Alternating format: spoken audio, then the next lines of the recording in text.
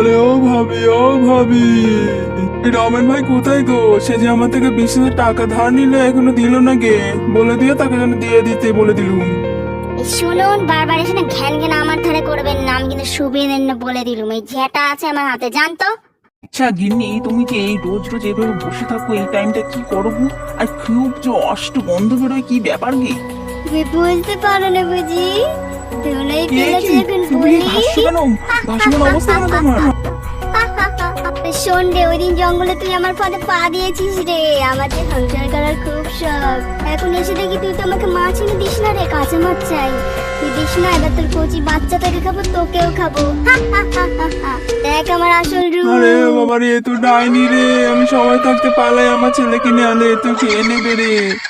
খোকা ঘরে ঢুকিস না রে, চল চল পালা রে বাবা, এই বাড়িতে আমরা থাকবো না। এ তো ডাইনি রে, তোর মা নয় রে, তোর স্ত্রী নয়, এ তো